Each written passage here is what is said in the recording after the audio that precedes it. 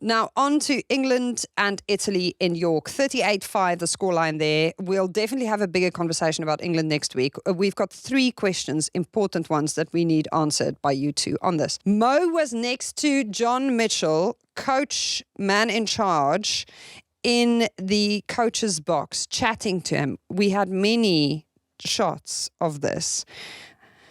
How will Mitch be using her, Katy Daly-McLean? What's her role on a day like that? Well, I think it's great, isn't it? Like, it all shows how much regard he's got for her. Like, I think I only went in the coaching box once, and it was after I got a red card.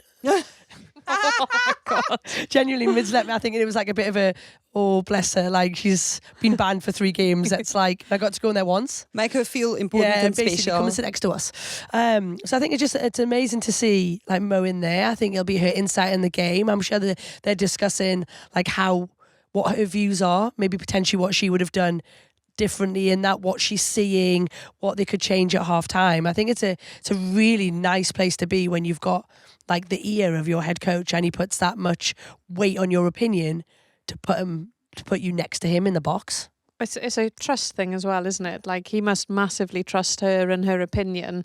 And how different is that for her to a few years ago? That's huge. You know, it's massive. You couldn't get a bigger difference, shift. you know, and shift, which is great to see, really. Like, she's been around for so long, hasn't she? And she's really earned that. And I just think it's good. I think it's great to see, and I think that's building the leadership probably within the England squad, and that the relationship between coaches and players, like, that's such an important bit to get right, and that says a lot, I think. It's important that we discuss the 10-12 axis. Now, Katy Daly-McLean has made it very clear on multiple previous occasions that she is not a fan of playing 10s at 12. The fly half is the fly half, the inside centre is the inside centre. What is your assessment of Helena Rowland at fly half, Holly Aitchison at 12? Did it work? Why test this out? How will it work in future? It depends how you want to play. Like, I think I'm not adverse to a fly half playing 12 as long as they are physical enough defensively, because, you know, you have to sort of... Was Holly? Did she get tested? Not really. I don't think so. Not for me. I think it's interesting. Look, Tatiana Hurd is England's first choice 12.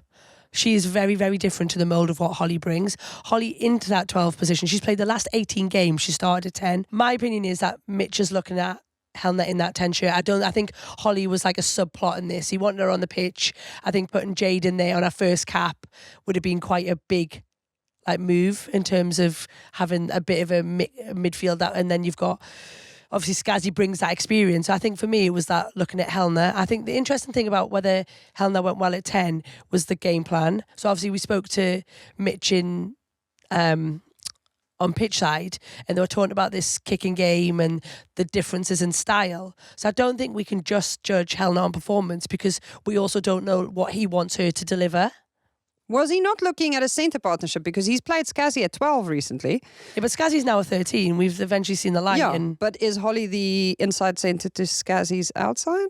Holly has... I know she's been lining up at 10 shirt-wise for Bristol, but if you watch their games, Amber Reid has been... When she's been there, she's been running at 10 and Holly at 12. So she has been playing as that second sort of receiver. She just started the last 18 games at 10. So if he plays Holly at 12, then who starts at 10? Because I don't think you would start Helena there. And Zoe Harrison is hardly featured under John at all. Like, doesn't seem to be in favour, doesn't seem to like what she brings. Because I think she's been in good form for Sarries. I think she tacks the line well. She's a bit flatter. She's got a really big kicking game. And if Mitch has said he wants to play a contestable kicking game, I'm not sure why you would play... That's not Helena's skill set for me. She's running, she's balanced, she's attacking the line, she's lively. But I said this to producer Shira a while ago. Is he not building 2 parallel sides with 2 completely different ways of playing? The SA model, is that what we're talking about? It's the green and gold approach. With a 7-1 bench. Yeah. Well, he's already... Imagine. He's already said he's playing a completely different team against Wales. And I think he's already, before the tournament even started, he's got his 2 15s and they're completely different. So regardless of what happens in that first game, he's prepped. I reckon he's got his team for every game of the Six Nations. Look, I think ultimately, if he is going for two models, they've got to be different, right? There is no point in having a Model A and then a Model A.1, is there? So, look, what you're saying makes total sense. You want games that are going to be direct, confrontational, playing through, and then you want Pat and Meg. Yeah, more so. Then you want something that's going to get you to go out the back. Because look, the first 40 minutes of that game, England were bright, weren't they? They absolutely ripped Italy apart in terms of speed of ball and then how easily they moved it out to the wide channels. It was really lovely to watch. Italy didn't put much of a fight up in that first 20, 30 minutes. But I don't think they could, because I think England's ball speed, the dominance of their forward carries was so good. Yeah. They never even got round the corner to get into shape to go and defend. And then the width of England's passing and the speed of it, I really enjoyed it. I thought it was one of the best 15 minutes of rugby we've seen from England. It just looks so simple. And then what happened, Katie? And then it got worse. TMO got involved and ruined it for everybody. Oh, look, Blame stop the blaming the TMO. ref. I hate this. No, it's never the officials. It's never the officials' side. Also, shout out to Precious Pisani. I loved seeing a Zimbabwean woman leading the charge there.